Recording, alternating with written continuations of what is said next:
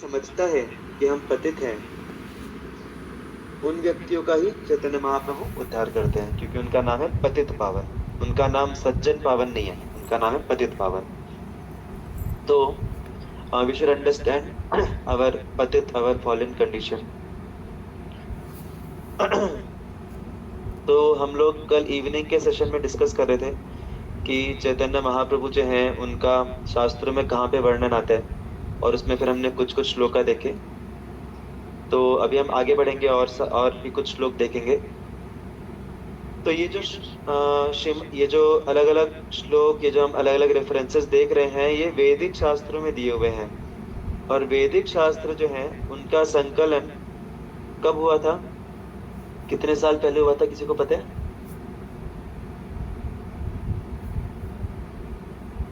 वैदिक शास्त्रों का संकलन कितने साल पहले हुआ था? लगभग, हाँ, 5000 साल पहले।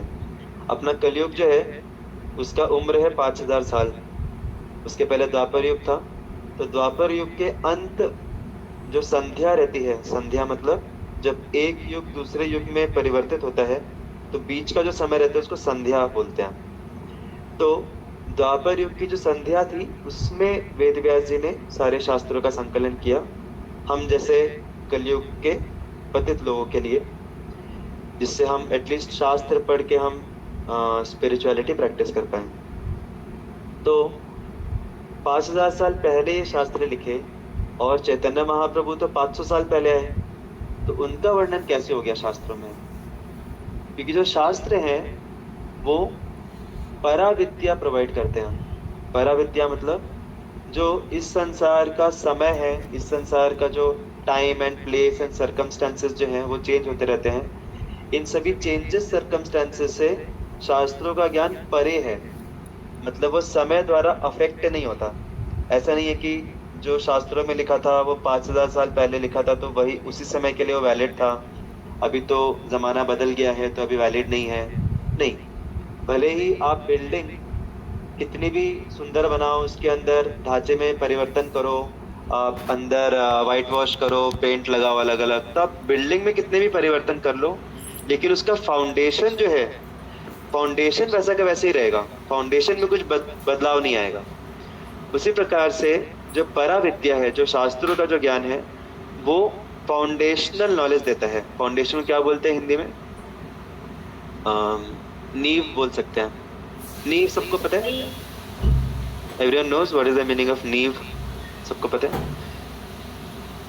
काफियों का नहीं पता ऐसा लग रहा है, 2 3 4 5 ही हैंड तो ओके। फाउंडेशन जो बिल्डिंग के जमीन के नीचे खोद के डालते हैं, जिसके ऊपर पूरा बिल्डिंग बनता है। तो ढांचे में कुछ भी चेंज आ जाए, कलर में कुछ भी चेंज आ जाए, वो सब परिवर्तनशील है, लेकिन जो नींव है वो परिवर्तनशील नहीं है। तो हम लोग जो पढ़ते हैं आजकल, फिजिक्स, केमिस्ट्री, मैथ्स, बायोलॉजी जो पढ़ते हैं, कंप्यूटर साइंस जो पढ़ते हैं, ये सारा क्या है? ये सारा ऊपर के बिल्डिंग की तरह है, लेकिन ये हमारे जीवन के जो फाउंडेशनल एस्पेक्ट्स हैं, फाउंडेशनल सत्य जो हैं, उनके बारे में हम ज़्यादा पढ़ नहीं पाते इन सब सब्जेक्ट्स में। तो फाउंडेशनल नॉलेज जो है वो हमें मिलता है शास्त्रों से, और इसीलिए जो शास्त्र हैं वो समय के प्रभाव, जगह के प्रभाव, कौन पढ़ रहा है एंड ऑल दैट, उन सभी चीज़ों से परे हैं। तो इसीलिए समय का प्रभाव नहीं पड़ता। इसीलिए जो शास्त्रों में दिया है वो फ्यूचर का भी प्रिडिक्शन दिया हुआ है। ये तो चैतन्य महाप्रभु की बात कर रहा हूँ मैं। इवन बुद्ध जो है, लॉर्ड बुद्ध जो है, वो भी कलयुग में है, लेकिन उनका भी वर्णन है। इवन जीसस क्राइस्ट का भी वर्णन है शास्त्रों में हमारे, और भी काफी चीजों का वर्णन है। इवन पूरा एक पूरा शास्त्र जो है, ग्रंथ है, वो पूरा कलयुग के लिए डेडिकेटेड है, कली संतरण उपनिषद। उसके अलावा भविष्य पुराण में पूरा भविष्य बताया गया है, क्योंकि समय का प्रभाव नहीं पड़ता शास्त्रों के ऊपर। और कली संतरण उपनिषद में आप लोगों को काफी अच्छा लगेगा सुन के कि एक बहुत इंपॉर्टेंट श्लोक आता है जिसमें डायरेक्ट ये महामंत्र दिया हुआ है। कली संतरण उपनिषद में आप लोग चाहे तो नेट पे सर्च भी कर सकते हैं बाद में। हरे कृष्णा कृष्णा कृष्णा हरे हरे, हरे राम राम राम हरे हरे, इति षोडशक नामना कलि कल्मषनाशनम नातः परतरोपाय सर्ववेदेषु दृश्यते। तो ये वर्णन आता है। इसके डिटेल्स मीनिंग में नहीं जाऊंगा मैं, अदरवाइज हमारा टॉपिक डाइवर्ट हो जाएगा। लेकिन कली संतरण उपनिषद में ये महामंत्र के बारे में उल्लेख आता है, इसलिए हम लोग चैंटिंग करते हैं। ऐसे नहीं कि मेरे को पसंद है या फिर इस्कॉन में लोग करते हैं इसलिए, नहीं। शास्त्रों में दिया हुआ है, खास करके कलयुग के लिए दिया हुआ है, इसलिए हम लोग चैंटिंग करते हैं। तो अभी मैं जल्दी से वो डॉक्यूमेंट शेयर करता हूँ, and then we will see some references from shastra about Chaitanya Mahaprabhu. मुझे थोड़ा सा समय दीजिए, क्योंकि वो फाइल मुझे वापस से एक बार डाउनलोड, थोड़ा सा रिट्रीव करना पड़ेगा। Just give me few seconds.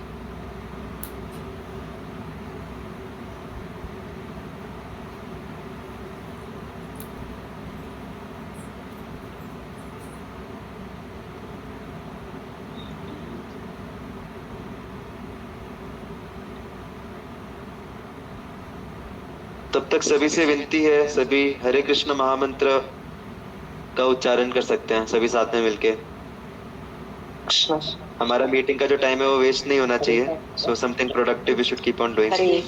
सबसे रिक्वेस्ट है, सभी बोलिए हरे कृष्णा कृष्णा कृष्णा हरे हरे, हरे राम राम राम हरे हरे, हरे कृष्णा कृष्णा हरे हरे, हरे राम राम हरे हरे, हरे कृष्णा कृष्णा हरे हरे, हरे राम राम राम हरे हरे, हरे कृष्णा कृष्णा कृष्णा हरे हरे, हरे राम राम राम हरे कृष्णा हरे हरे, हरे राम हरे हरे कृष्णा कृष्णा हरे हरे, हरे राम राम हरे हरे, हरे कृष्णा कृष्णा हरे हरे, हरे राम राम हरे हरे, हरे कृष्णा कृष्णा हरे हरे, हरे राम राम हरे, हरे कृष्णा कृष्णा हरे हरे, हरे राम राम हरे हरे, हरे कृष्णा कृष्णा हरे हरे, हरे राम राम हरे हरे, हरे कृष्णा कृष्णा हरे हरे, हरे राम राम हरे हरे, हरे कृष्णा कृष्णा हरे हरे, हरे राम राम हरे हरे, हरे कृष्णा कृष्णा हरे हरे, हरे राम राम राम हरे, हरे कृष्णा कृष्णा हरे हरे, हरे राम राम हरे हरे, हरे कृष्णा कृष्णा हरे हरे, हरे राम राम हरे हरे, हरे कृष्णा कृष्णा हरे हरे, हरे राम राम हरे हरे, हरे कृष्णा कृष्णा हरे हरे, हरे राम राम हरे हरे, हरे कृष्णा हरे हरे, हरे राम राम हरे हरे, हरे कृष्णा कृष्णा हरे हरे, हरे राम राम हरे हरे, हरे कृष्णा कृष्णा हरे हरे, हरे राम राम हरे हरे, हरे कृष्णा कृष्णा हरे हरे, हरे राम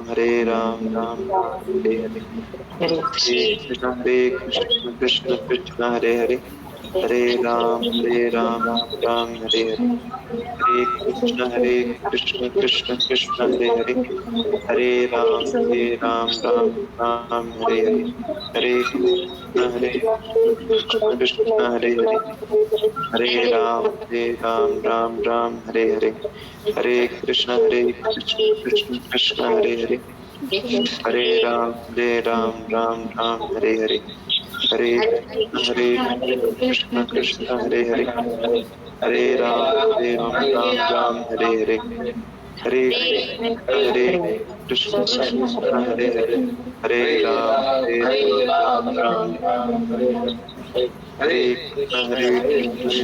कृष्णा हरे हरे, हरे राम राम हरे हरे, हरे कृष्णा कृष्णा हरे हरे, हरे राम राम हरे हरे, हरे कृष्ण कृष्ण कृष्ण हरे हरे, हरे राम राम हरे। हरे कृष्ण कृष्ण हरे हरे हरे राम हरे हरे कृष्ण हरे कृष्ण कृष्ण हरे हरे राम हरे हरे हरे कृष्ण हरे हरे कृष्ण हरे हरे राम हरे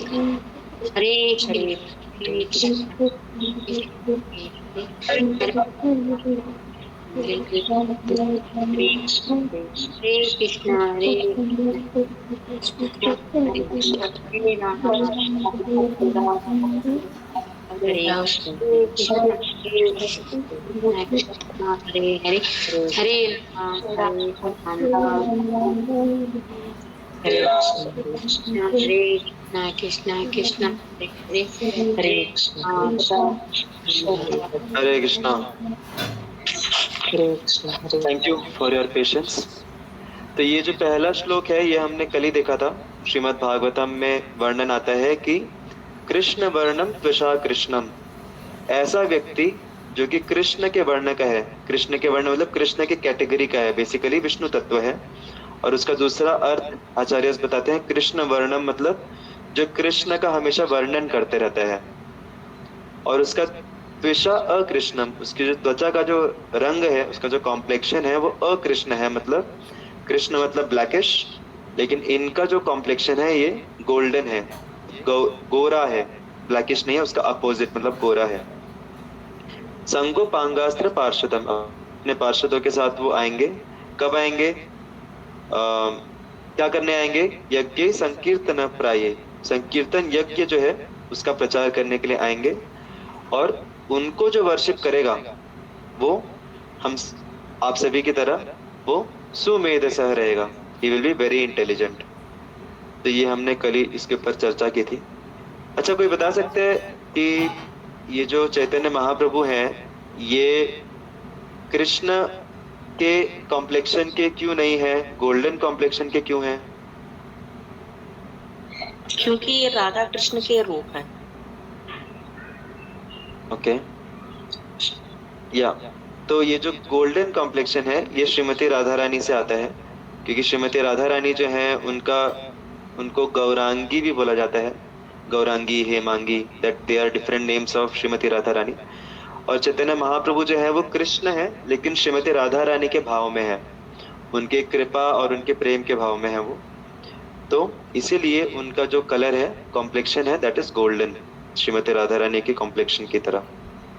तो ये जो श्लोक हमने देखा ये करभाजन मुनि निमि महाराज को 11वें स्कंद में बोलते हैं, कलयुग के अवतार के बारे में, जहाँ पे वो अलग अलग युग में अलग अलग अवतारों के बारे में बताते हैं। जैसे वो बताते हैं कि सतयुग में श्वेत वर्ण का, श्वेत रंग का अवतार आएगा। फिर त्रेता युग में रेड रेडिश कलर का अवतार आएगा। फिर जो द्वापर युग है उसमें ब्लैकिश कलर का अवतार आएगा, युग अवतार। वैसे ही कलयुग में गोल्डन कलर का युग अवतार आएगा। तो ये करभाजन मुनि बताते हैं निमि महाराज को। फिर ये भी हमने कल देखा था, महाभारत में भी अनुशासन पर्व में आता है भगवान के बारे में वर्णन, स्वर्ण वर्णो हेमांगो वरांगस चंदनांगदी संन्यास कृत्सम संतो। तो इसमें एक एडिशनल डिटेल हमें पता चलता है कि ये जो अवतार हैं संन्यास ग्रहण करेंगे, जैसे चैतन्य महाप्रभु ने किया। निष्ठा संति परायण। तो उसके बाद अभी देखिए एक स्पेशल एक उपनिषद है पूरे तरीके से चैतन्य महाप्रभु को डेडिकेटेड। इसका नाम है चैतन्य उपनिषद। डायरेक्ट उपनिषद ही पूरा का पूरा डेडिकेटेड है। और ये अथर्ववेद का पाठ है। तो उसमें उसमें तो बहुत सारे वर्णन आते हैं, उसमें से एक यहाँ पे दिया है, गौरांग विद्महे महापुरुषाय धीमहि तन्नो गौर प्रचोदयात्। तो गौरांग जिनके अंग गौर हैं, द गोल्डन लिम्ड लॉर्ड, विद्महे वी अंडरस्टैंड, महापुरुषाय unto the supreme person, धीमहि we meditate upon, तन्नो गौर may that Gaur inspire and enlighten us। तो ये अथर्ववेद में आता है चैतन्य उपनिषद, जो कलयुग के अवतार के बारे में वर्णन करता है। उसके बाद नारद पुराण में आता है इसका वर्णन। अहम एव कलौ विप्र, भगवान खुद बता रहे हैं कि मैं कलयुग में विप्र, अहम एव कलौ विप्र, यस, मैं विप्र के रूप में आऊंगा, मतलब ब्राह्मण के वर्ण में मैं आऊंगा, अवतरित होऊंगा, क्योंकि चैतन्य महाप्रभु जो है वो ब्राह्मण वर्ग उसमें थे, वर्ण में। अहम एव कलौ विप्र नित्यम प्रच्छन्न विग्रह भगवत भक्त रूपेण लोकान रक्षामि सर्वदा। तो यहाँ पे एक बहुत इंपॉर्टेंट शब्द आ रहा है, प्रच्छन्न विग्रह। तो अभी आप बोलेंगे, आप में से कई लोगों को लग रहा हो कि अरे इतने सारे शास्त्रों में वर्णन है उनके बारे में, 108 रेफरेंसेज हैं अलग अलग शास्त्रों से, तो फिर ज्यादातर लोग उनको जानते क्यों नहीं है, इतने वो प्रचलित क्यों नहीं है भगवान के बाकी, जैसे राम कृष्ण वराह ये सब अवतार की तरह चैतन्य महाप्रभु का अवतार इतना प्रचलित क्यों नहीं है? तो इसका स्वाभाविक कारण ये है कि भगवान को खुद को इच्छा थी कि ज्यादा लोग उनको नहीं जान पाए, इसलिए यहाँ पे प्रच्छन्न विग्रह बोलते हैं। तो ये जो चैतन्य महाप्रभु का जो अवतार है, छन्न अवतार है। छन्न अवतार मतलब हिडन इनकारनेशन। तो भगवान ने ऐसा हिडन इनकारनेशन क्यों लिया? दो कारण है, क्योंकि इस अवतार में भगवान भक्त के रूप में आए हैं। वो अपनी भगवत्ता को प्रदर्शित करने नहीं आए, वो भक्ति का आस्वादन करने आए और भक्ति का प्रचार, अपने खुद के उदाहरण से भक्ति का प्रचार, भक्ति कैसे करना है वो सिखाने के लिए आए। जैसे टीचर रहता है, वो ब्लैक बोर्ड पे अलग अलग सम सॉल्व करता है, अलग अलग चीजें लिखता है, उसको जरूरत नहीं है, लेकिन वो बच्चे को, स्टूडेंट्स को सिखाने के लिए वो लिख रहा है, ABCD लिख रहा है स्टूडेंट को सिखाने के लिए। उसी प्रकार से भगवान को जरूरत नहीं है भक्ति करने की, लेकिन वो हमें सिखाने के लिए भक्ति करते हैं कलयुग में चैतन्य महाप्रभु के रूप में आके। तो उनका भाव जो है वो भक्त वाला भाव है, भगवत्ता वाला भाव नहीं है। लेकिन फिर भी कई सारी ऐसी लीलाएं, कई सारे ऐसे इंसिडेंसेस होते हैं जिसमें ना चाहते हुए भी उनकी भगवत्ता आ ही जाती है, क्योंकि है तो भगवान ही ना। कितना भी वो छुपाने का प्रयास करे खुद को, खुद की भगवत्ता को, लेकिन आप सूर्य को कैसे छुपा सकते हो? आप सूर्य को अपने हाथ से नहीं छुपा सकते, सूर्य की रोशनी कहीं ना कहीं से आई जाएगी। तो that was one reason. Another reason was कि कलयुग में भगवान को पता था कि बहुत सारे लोग जो रहेंगे वो खुद को भगवान बोलेंगे, मुझे इमिटेट करेंगे, और कोई भी किसी को भी भगवान बोल देगा।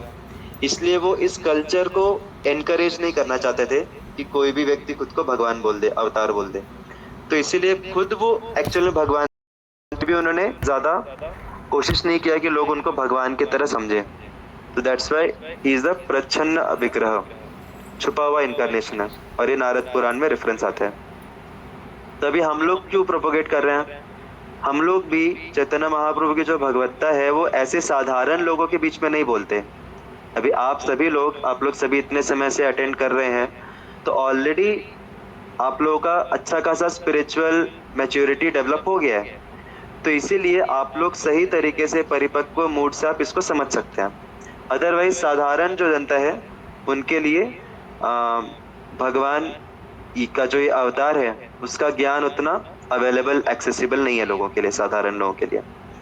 तो all of you are blessed that we all are getting to know about this very special and confidential incarnation of Lord, जो सबको नहीं पता चल पाता जिनके बारे में। फिर ये पद्म पुराण है, और एक दो रेफरेंस बाकी है, वो हम जल्दी से कवर करेंगे एंड देन विल एंड। तो पद्म पुराण में वर्णन आता है कि कले प्रथम संध्यायाम, कलियुग का जो प्रथम संध्या है, अभी संध्या ही चल रही है, लाइक ऐसा वर्णन है कि कलियुग का पहले जो 10,000 साल है वो संध्या का समय है। अभी घोर कलयुग शुरू नहीं हुआ है। घोर कलयुग 10,000 साल में से 5,000 ऑलरेडी हो गए, मतलब बोल सकते हैं हम 15,000 साल बाद शुरू होने वाला है घोर कलयुग।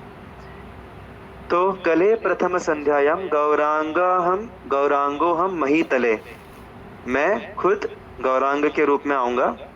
भागीरथी तते रम्या, ये तो बहुत ही डायरेक्ट रेफरेंस है कि भागीरथी कौन सी नदी को बोला जाता है?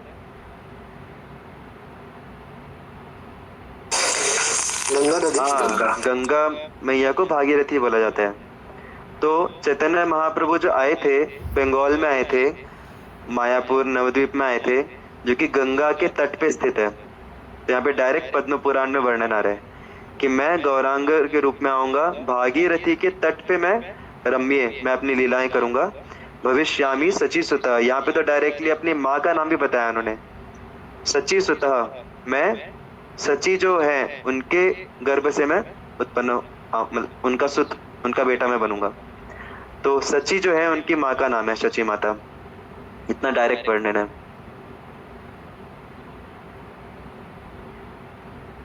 आई थिंक ये आखिरी रहेगा। ये तो कृष्णस्तु भगवान से दिस नॉट वेरी स्ट्रॉन्ग। इसके अलावा और एक डॉक्यूमेंट है, मैं लगे तो बाद में शेयर करूंगा आपके साथ, मैं वही ढूंढ रहा था बट मुझे मिला नहीं वो। उसमें आई थिंक ये है, जहाँ जल्दी से दिखा देता हूँ आपको जस्ट। इसमें ज्यादा कुछ दिख रहा है आपको? मेरा टैब चेंज हुआ पीडीएफ का? यस, तो यहाँ पे बहुत हाँ, यहाँ पे इनडायरेक्ट वर्णन है। ये जो अभी तक हमने देखे डायरेक्ट वर्णन थे, हम यहाँ पे इनडायरेक्ट वर्णन है। कीर्तय अध्याय तो विष्णु, जो हमने ऑलरेडी देखा कि कीर्तन जो है वो कलयुग का धर्म है, और चैतन्य महाप्रभु ने कीर्तन ही सिखाया, कीर्तन का ही प्रचार किया, तो इसीलिए वो युग अवतार है। फिर छन्न कलौ यत् अभवस् त्रियुगोऽथ सत्वम, तो ये श्रीमद् भागवतम के 7वें स्कंद में आता है कि मैं 3 युगों में डायरेक्ट इनकारनेशन लेता हूँ, लेकिन कलयुग में मेरा छन्न अवतार आता है, हिडन इनकारनेशन आता है, जो ज्यादा लोगों को पता नहीं चल पाता जिनके बारे में। फिर श्रीमद् भागवतम में आता है कि असन वर्ण त्रयो वगैरह वगैरह, कि शुक्लो रक्त तथा पीत, मेरे जो अलग अलग युग अवतार हैं, एक शुक्ल अवतार है, एक रक्तस है, एक तथा है, तथा मतलब अभी मेरा जो रंग है मतलब कृष्ण रंग, और एक है पीत वर्ण मतलब गोल्डन फॉर्म। तो ये भी इनडायरेक्ट मेंशन है। फिर ये कली संतरोपनिषद का ऑलरेडी बताया मैंने आपको। फिर ये अलग अलग जो आचार्य हैं उनके द्वारा वर्णन है। तो ऐसे टोटल 108 अलग अलग शास्त्रों में से रेफरेंसेस हैं, जिसमें चैतन्य महाप्रभु का वर्णन आता है as the incarnation of Lord for Kaliyuga. तो हमको शास्त्रों के आधार पे हमें श्रद्धा रखनी चाहिए कि ये एक अवतार है, ना कि इधर उधर की सुनी सुनाई बातों पे। हरे कृष्णा। तो अगर हम श्रद्धा रखेंगे, इनके मार्ग का पालन करेंगे, जो स्पेशली सबसे इम्पोर्टेंट एस्पेक्ट है उसमें चैंटिंग। तो अगर हम चैंटिंग अच्छे से करेंगे तो बहुत साधारण तरीके से, बहुत आसानी से हम भगवान को प्राप्त कर सकते हैं। बहुत आसानी से हमारे अंदर जितने भी विकार हैं, हमारे लाइफ में जितने भी कलमश हैं, उन सबको पार करके हम भगवान की कृपा को प्राप्त कर सकते हैं काफी सरल तरीके से, इस मार्ग का अनुगमन करके, स्पेशली चैंटिंग करके। Hare Krishna. Thank you so much for your patient hearing and enthusiastic participation.